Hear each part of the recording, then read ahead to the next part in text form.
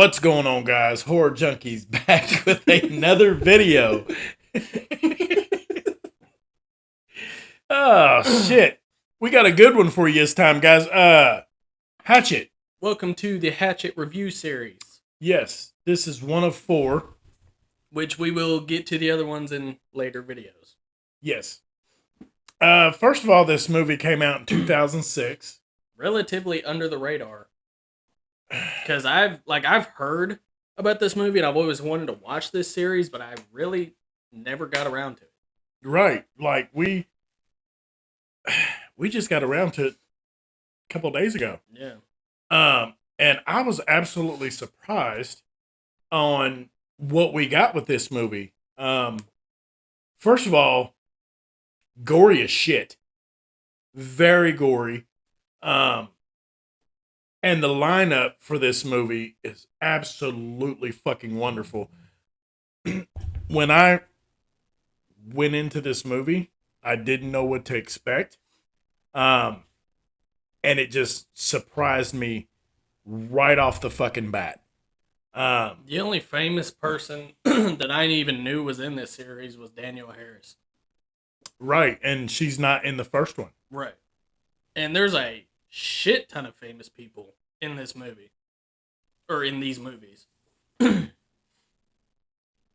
the first one is Kane Hodder, one of the guys who played Jason Voorhees. The most known guys for playing Jason Voorhees. You can't deny this guy nothing. He plays the killer in this movie. He plays Victor Crowley. Victor Crowley. And his father. His dad. Dad is father. Oh, his dad. Oh, his father. He plays 2 roles in this movie. And it's absolutely fucking great. First of all, Kane, you got a very big fucking neck. You have no neck, my guy. No neck. No neck. What's going on there? But when it comes to acting, this dude's great. Got it. Oh, he's fucking phenomenal.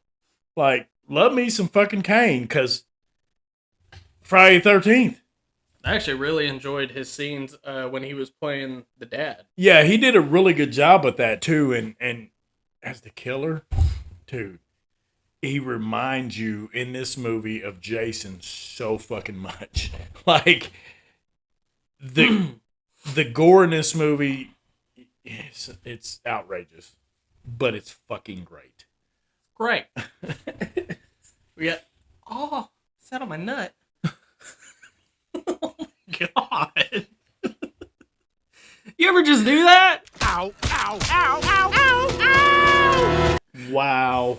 But, well, sometimes you go to adjust and adjust the wrong way. Oh. Behave. But we got one of the main characters, Ben, who's played by Joel David, and I could not, for the fucking life of me, while we were watching this, figure out where I've seen him before. And then I looked it up, and if you can dodge a wrench, you can dodge a ball. That's right. And he was the skinny dude that ended up falling in love with that ugly ass chick. Yeah. Well, I can't even remember her name. I can't either. Because he was like, I love you, and he gets hit in the face by a dodgeball, and he's like, well, Joni loves Chachi. Fucking great. Like, he plays a really good role in this, though. Like, he's not annoying. He's kind of nerdy, but at the end... Him and Marcus in this movie, when they're together, holy fuck. It's great. They will have you in tears. Yeah, the Marcus character is absolutely funny as shit. And I'm glad that Marcus stuck around for the majority of the movie, which was fucking great. Because the funniest guy in this movie is Marcus. Who plays Marcus? Dion Richmond. I don't think I've seen him in anything other than this. He's hilarious. He's fucking hilarious. He's great. Like, pretty much most of the movie, he's like, man, I shouldn't have came on this cruise. I could be looking at titties. So the story of the movie is the main character, Ben, he's going through a breakup that happened like, what'd they say, like 6 months to a year ago? Something like that, Something like that. So Marcus, his best friend, decides to take him to Mardi Gras. And there's titties everywhere. Oh, yeah. Everywhere. Oh, yeah. And Ben's like, Yeah, that's boring. this is boring. I'm gonna go take a tour of the swamp. Ben thought titties was boring. What? You know, and he was trying to see him in dodgeball. Oh, I don't know. And Marcus Made no sense. He's like, okay, you want to go do this stupid ass swamp tour, then I'll go with you because you're my best friend and I'm not gonna leave you hanging. And they run into Reverend Zombie, who's played by Tony Todd. The Tony Todd. The Tony Todd. And you could not ask for a better Reverend Zombie. Oh my god, as soon as he opened the door, it was over with. I was happy. I was excited in the pants. Because I want to sleep on a Felt bed up. made of his voice. A bed of his voice. You know, this dude, I love him. And he really talks like that, people. Like, seriously. In real life. In real life. Like, he's just got that voice. When you hear him talking Candyman, that's his real fucking voice. When you watch Candyman, I'm not a girl, but I get wet. Straight up. Tony Todd, I will be your victim, my guy. Tony Todd is literally one of the most iconic horror people you could ever want in another fucking movie. Like, it's absolutely badass. And it is my dream, one of my dreams, before he dies. Because he's getting up there. Oh, he is getting up there. I gotta meet him. Yes. At least once. Yes. And hear him talk. Oh, dude. I'll just go up to him and be like, just talk. Yeah, just say something. Just say, be my victim. But whisper it to me.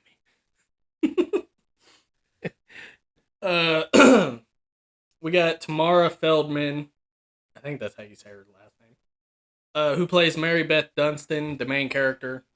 Or who ends up becoming the main character of the series. Who absolutely gets replaced by Danielle Harris, which is not a bad trade-off. I can promise you that. Yeah, she ends up getting recasted in the second movie, but I'm not gonna lie, I liked her in this movie. The girl that played the main, she was actually good. I actually enjoyed her role and how she portrayed it. Now, am I upset because Danielle Harris took over? Hell no. Hell no. But not gonna lie, I love Danielle Harris. But it is kind of jarring if you watch them back to back, because it literally picks up where the second one ended. It is kind of jarring that, oh my god, Mary Beth looks completely fucking different now. Yeah, yeah. And another thing, while we're on the ending, all of these movies in this series just end so abruptly. Oh, yes. Yes. Like, it ends basically in the middle of a scene. so fucking sudden. And the credits fucking start rolling. You're like, what? It's fucking over? Are you fucking kidding? Like, so, and then, of course, when you watch the next one, for the first three, it does the same exact thing. It does that in every fucking movie. And then the next movie picks right back up where it left off. Literally. So the first three movies is supposed to take place basically within a couple days. Yeah, within a couple days. Like back to back, you know, and it's fucking great. It's jarring though, because when it ends, it's like in the just exact sudden. middle of a scene. Just sudden. Like when the first movie ends, Mary Beth's getting attacked by Victor Crowley, and it just ends. Like the screen just goes black. You know, and I really I like the story behind this too, because it's really fucking good. And you don't get to the main part of the story probably till you're around the third one, I believe. But all in all, the dad for Victor Crowley, he has an affair with another woman, has a kid. The guy's wife is dying Of cancer. And she puts a hoax on the baby and does some witchcraft shit, and the baby comes out all fucked up. And while we talking about that, let's talk about young Victor Crowley for a minute, because holy shit, he makes Jason Voorhees look sexy. You ain't lying.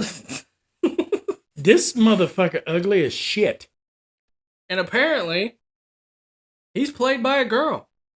Young Victor Crowley. Young Victor Crowley is played by Riley Vanderbilt. Yes. Did not know that. Nope. Not because you can't tell. The costume is done so well that you can't tell if it's a guy or a girl. So when we looked this up, I was like, holy shit. Who's like, for real? Did I know that? Like so Speaking of girls, okay.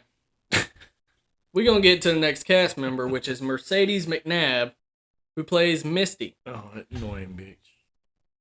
I shit you not. I've seen dumb characters in horror movies a lot.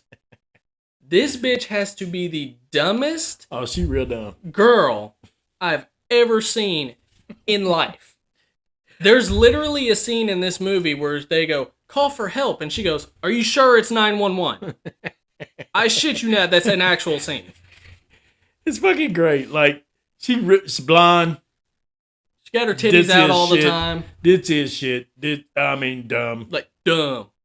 But, so, to go back to the Victor Crowley thing, as a kid, he got made fun of by other kids. And some 3 kids, they come and they fucking go to scare him on Halloween and throw firecrackers at his door trying to get him to come out or whatever. So one kid throws too many firecrackers at one time. It catches the fucking house on fire. Victor's dad comes home in the middle of this and tries to take a hatchet and break through the front door to save him. And in the process, he doesn't know Victor's on the other side of the door trying to get out. And when he does get through the door with a hatchet, he hits Victor in the head and kills him. So this is where Hatchet's born. He comes back to life. Every day. Every day. Or every night.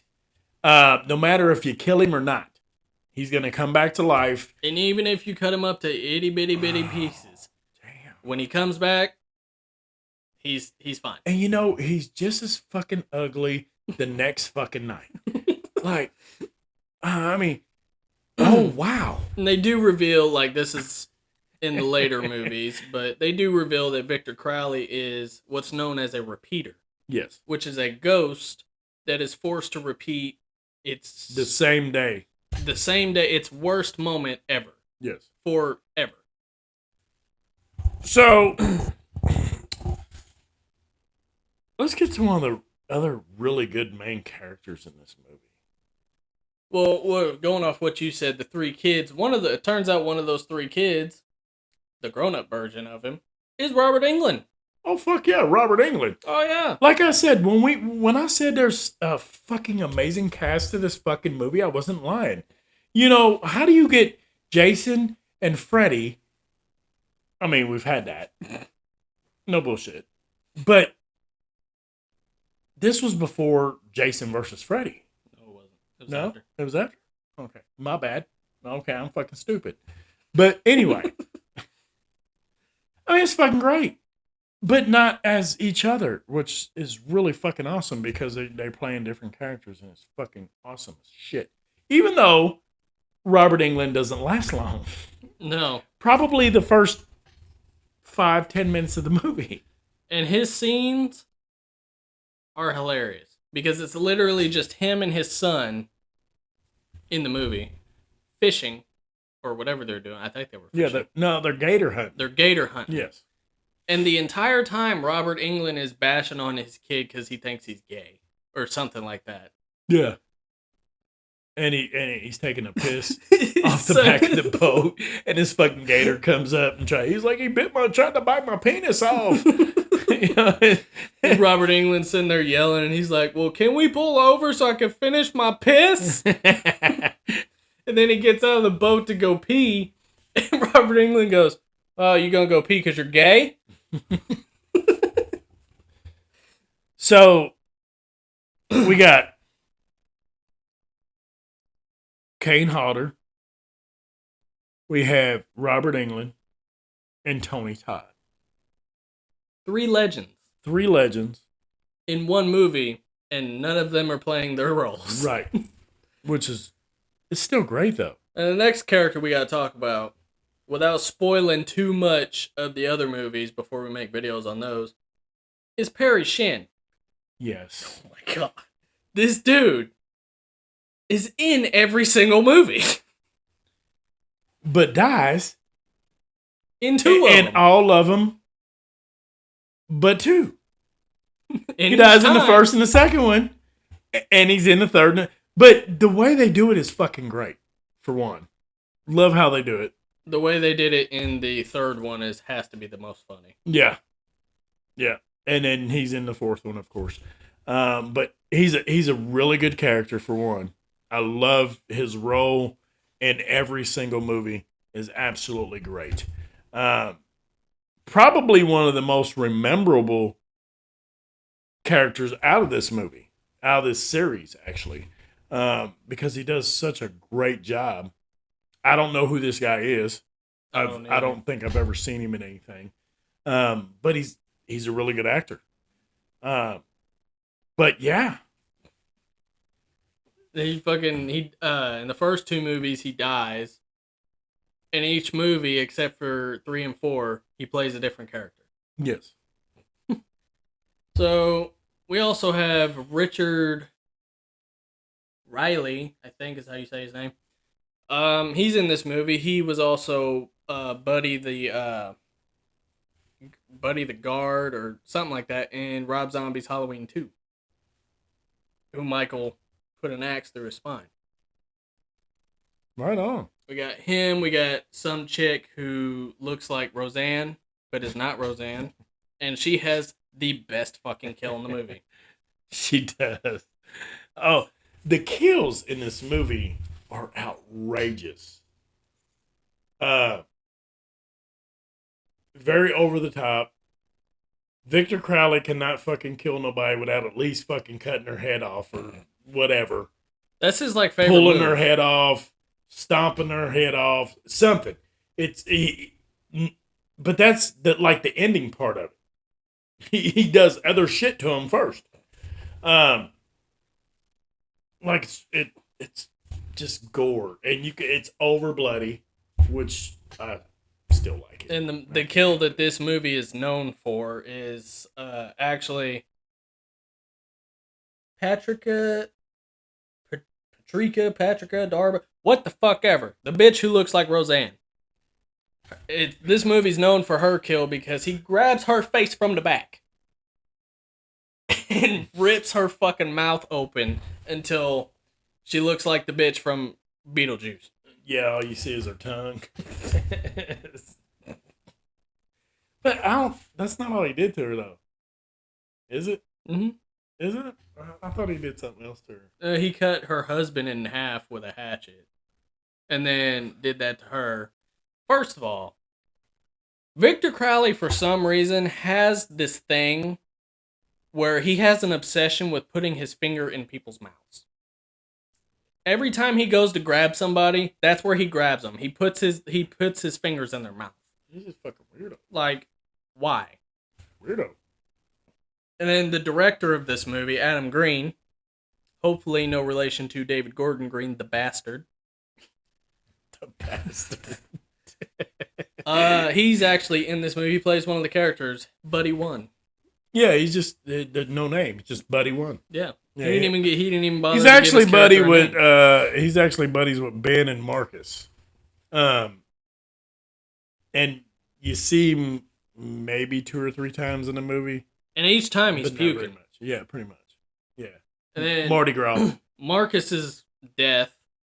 There's an Easter egg to Jason because Jason plays Victor Crowley. He basically bear hugs him and then cuts both of his arms off. He pulls them off. Yeah, he doesn't pulls even cut both them of his off. He arms. just pulls them off. He pulls both of his arms off and then grabs his legs, and sleeping bag kills him against a tombstone. He does. He does. which was great. He was gonna make himself there was so much suffer kills in this shit, dude. In all the movies, there's so many suffer kills. It's not even funny. It's brutal, but it's fucking great because it's a really good slasher movie that just it's never ending slasher fucking horror great shit. Greatness. And then the last kill in the movie is Ben's death. I'm not gonna spoil it. But they escape, they kill Victor Crowley, and then they try to escape on a boat, and I think Mary Beth like falls out or something. And Ben goes to give it or reach his hand in the water to give her a hand into the boat. And we find out that Victor done tore this dude's arm off and is using his arm to help Mary Beth back up. You know, for the dude that ended the longest, his kill was the weakest, I believe. It was. I believe it was a sympathy kill, maybe. I don't know. It was the weakest kill out of all of them. The rest of them were brutal as fuck. His was not so much. I mean, I'd take his over Misty's just because we didn't actually see her die. Ben ends up getting hit with her torso and then her head. Yeah. Yeah, and some of the other people got fucked up pretty bad too. Sean got fucked up. Yeah. He got his leg chopped off and then a fucking shovel on his neck and, of course, head pops off. Yeah. Oh, yeah. The whole head thing. And then there's this bitch who gets a fucking sander on her jaw, which is great. Yes.